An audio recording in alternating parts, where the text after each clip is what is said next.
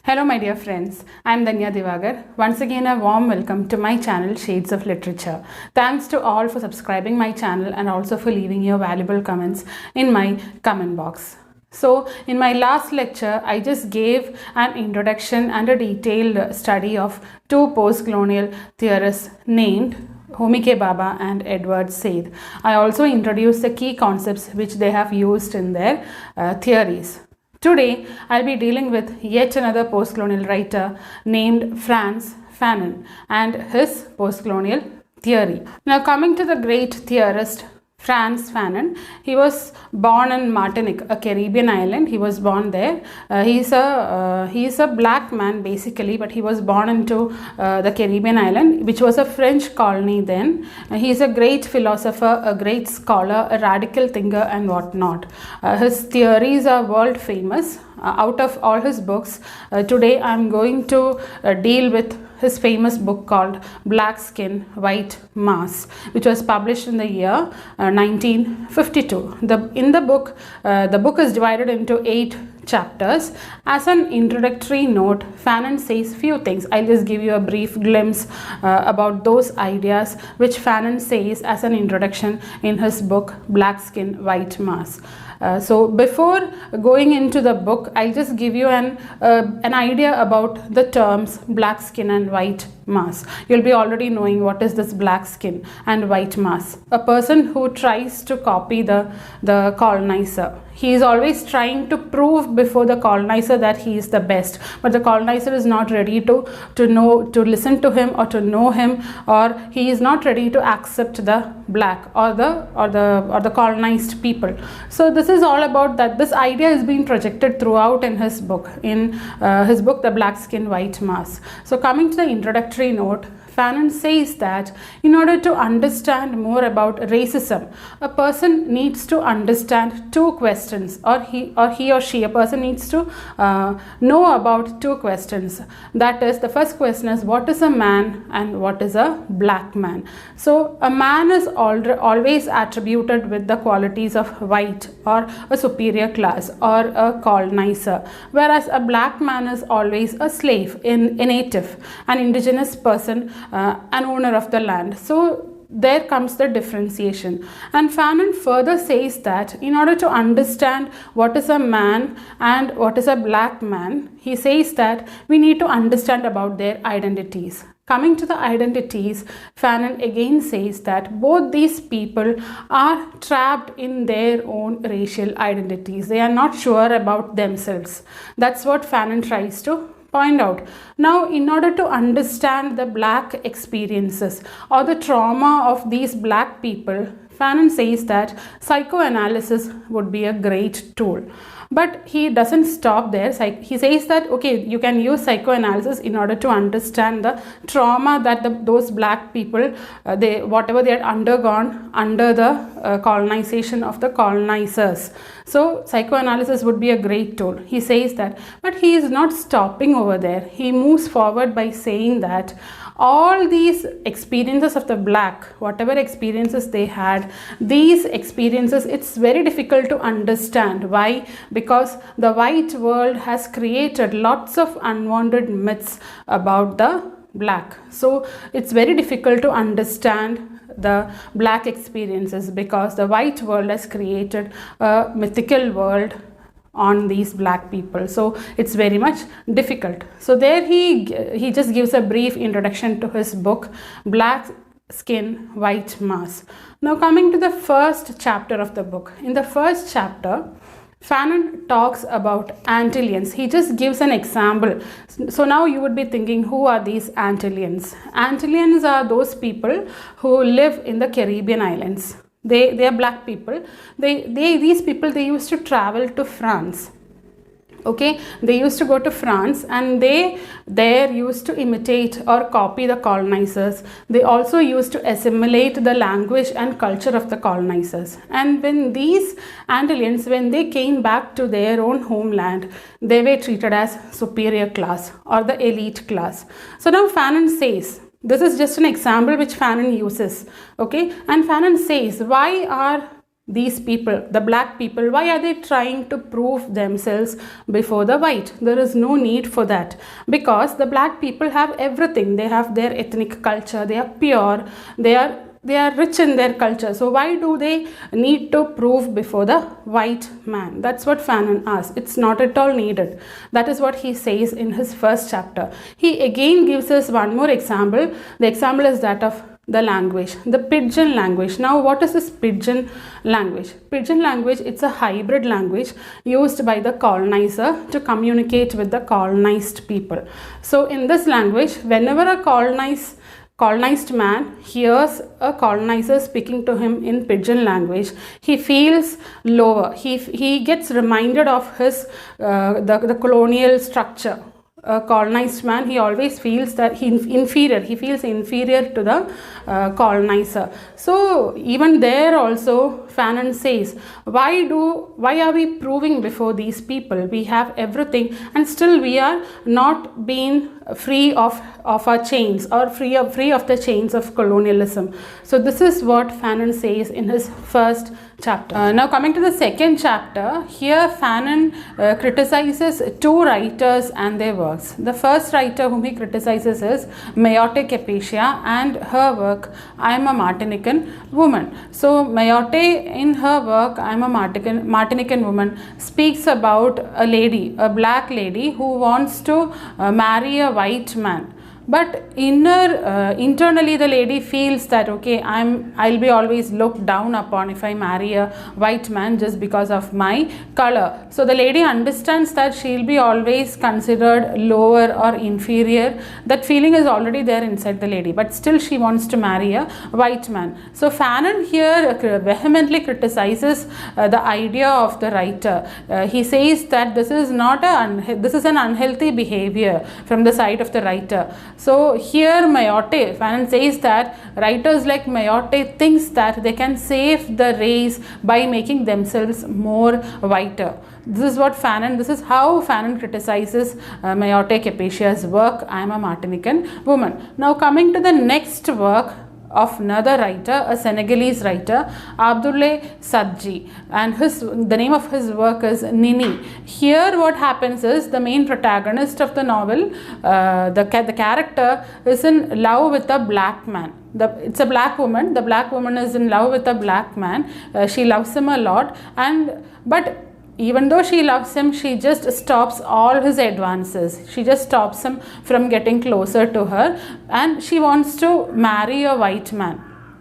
This is the plot of the novel. Here Fanon says that this racism and the feeling of black and white is not only between black and white, it's very much there inside the black culture itself. So he says that the people, the indigenous people, they have taken it internally also. It's not only there between the black and the whites, or rather it has been there internalized in the very culture of the black people, or they have it. The seeds of racism has been already there in the very souls of black people. So once when black people, when they are just out of this kind of attitude, thinking that they are lower to the white people, only then they can attain a full freedom from, or a full life, or they can only live a better life only when they think that they can just come back from the shackles of these white people.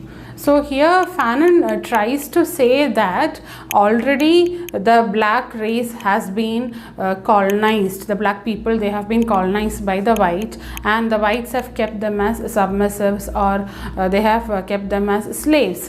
Okay, fine, that's there. So that the unusual relationship, or not very fine kind of relationship between the white and the black already exists there. But what if the black people themselves, what if they internalize the elements of colonization into their own kind? It will create much more damage than colonization. This is what Fanon tries to say. A black woman trying to marry a white man, it is like, obviously any woman will have that feeling. Okay, in order to elevate their status, a black woman will always feel that okay, I need to marry a white man. That is fine. Fanon says that even though it's not fine, that aspect can be justified. But the aspect where a black woman not wanting to marry her own kind, it's like rather it just creates panic. So this is what Fanon tries to say. He says that don't ever internalize the elements of colonization into your own soul. Just come out from the shackles of the elements of colonization or the myths of colonization which the white world has created. This is what Fanon says. So now coming to the third chapter, we saw in the second chapter black woman wanting to marry white man. Third chapter is just an opposite to that. Here the black man wants to marry a white woman. He cites an example also, René Maran's work, A Man Like Any Other. This is the work which he cites as an example. In this work, the protagonist Jean Venus, he is the name of the protagonist is Jean Venus. This person lives in France. He is a black man. He lives in France and he wants to get married to a white woman. So here Fanon says that what is Fanon trying to say? He just says that black man tries to vent out his feelings, his repressed feeling or all his anger against the white. He just wants to vent out this feelings by taking up vengeful acts against a white woman. So now what Fanon tries to say is that a black man engages in vengeful acts of dominating a white woman. He just wants to take his revenge upon the white culture. So he just wants to marry a white woman and give all trouble to that lady whomever he marries. This is what Fanon says. So this is the inherent idea behind a black man marrying a white woman. So this is what he tries to tell in his third chapter. Now coming to the fourth, you also should keep in mind that both the second chapter and the third chapter, both these chapters have juxtaposing views. Second chapter we already saw a woman wanting to marry a white man, and in third chapter a black man wanting to marry a white woman. Now coming to the fourth chapter, Fanon takes the example of a writer named Octave Manoni and his work Psychology of Colonization. In this work, Manoni tries to deal with the relationship between the colonizer and the colonized. So Manoni says that okay, the colonizer and the colonized doesn't have a fine relationship. They have lots of insecure feelings inside them. So all these things have been told by Manoni, and Fanon argues Manoni's ideas and tells that this insecure feeling which the colonized has, it just didn't happen all of a sudden like that. It has his history deep rooted from the very beginning of colonization. This is what Fanon says. He also says that Europe plays a prominent role. The European culture plays a prominent role in creating this kind of insecure feeling inside a colonized man. So this is what Fanon tries to say in his fourth chapter. Now coming to the fifth chapter, Fanon just narrates an incident which he had to face when he was traveling in a train. So when Fanon was traveling, a white child who was sitting just opposite to him, the child just yells and tells, "Look, a Negro." Seeing Fanon sitting over there, the child just says, "Look, a Negro." So Fanon was deeply hurt by hearing the comment of this small child. So what Fanon tries here to say is that black man just don't have any freedom from his blackness, the black nature. We should try to educate children, and we should try to let the other person, let the other culture know that the black culture is not poor. We should let the other people educate, and we should make them understand the black culture is very much pure, ethnic, etc. This is what Fanon tries to say. He was very much hurt with the comment when he heard the comment of this small child, and he says black man will never be free from his blackness. So this kind of hatred towards the black man, it's not just something which happened all of a sudden. This has a long history of the very colonization itself. All these things he discusses in his fifth chapter. So coming to the 6th chapter, here Fanon tries to analyze the usage of psychoanalytic theory to understand more about the experience of the black.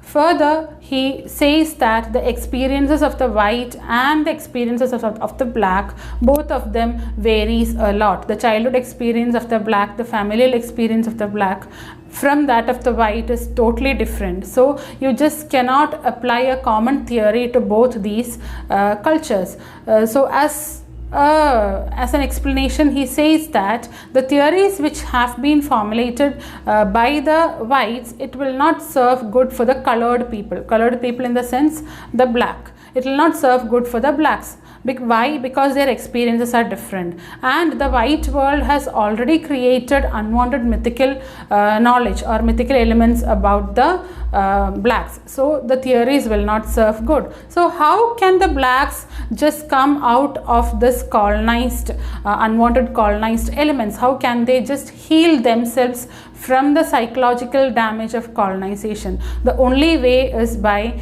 collective catharsis. Now what is this collective catharsis? Catharsis, you just have to go back into the Aristotelian term, that is which he uses in Poetics. Aristotle uses this term in his Poetics. So catharsis, in the sense, it's a kind of cleansing, a purification, a purgation. So here Fanon says that a purification or a cleansing is needed, is very much needed. That too not in the very elementary level, it should be there from the very base. So how can you purify or cleanse this very unwanted notion that white being superior and black being inferior? So you just have to make the people convince that white is also important and black is also equally important as white is. So this is how Fanon says, and this cannot be possible all of a sudden. It will take time and gentler ways. By gentle means, you just cannot attain your goal. You have to be little aggressive, you have to use force, you'll have to use violence in order to do this collective catharsis. This is what Fanon says. Now coming to the phobias, he just speaks about the phobia which the white has for the blacks. This phobia is not only it just doesn't happen all of a sudden like that. It's not an experience which someone faces all of a sudden. This is deep rooted from the childhood days itself. This is what Fanon says. So Fanon says that all phobias are not result of any trauma, like the hatred or the fear that a white feels when they see a black person. It's not like a phobia which he develops all of a sudden, and it's not it just didn't came up from any kind of trauma. No, it's not like that. Especially a negrophobia, it's purely racist in nature. This is what Fanon says. A person who has some problem or who has this fear in their mind when they see a black man or a black woman, that kind of fear, it's totally racial. It's not like a feeling which you get from any traumatic experience. No, this is what Fanon says. Now coming to the next point, Fanon says that anti-black feelings, it's always sexual in nature. If somebody wants to hurt, it purely has a base in sexual instincts. Now he just concludes the chapter by citing a case study, an example, a case study where a white woman developed tics. Now tics, it's a problem when you have this muscular dysfunctions, the muscular dysfunctions in your face. So this woman was having that problem, and how did she got this problem? She just developed this problem because she had lots of hatred or fear towards the black people.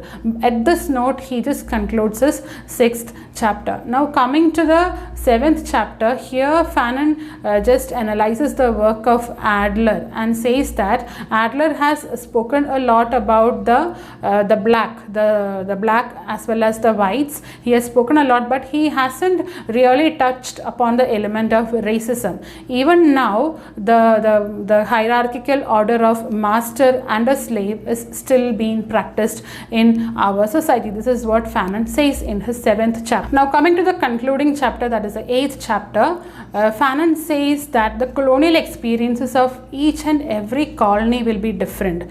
As I told you initially, almost in my initial lecture, the first lecture of post-colonialism, in that lecture I have already told you about how the world was colonized. Except Antarctica, almost all parts of the world was under colonial rule, and each and every colony will have to say their own colonial story to us, to the world. So the colonial experiences of each colony would be different. So Fanon says, or Fanon appeals here by saying that a person or a colonial subject should understand what are his weaknesses and what are his strengths, and then he or she should act. It's not just out of a sudden impulse. No one should act. They should really study the real effects which they had, the real effects which white people have left upon them. Only then they can just come out from the chains of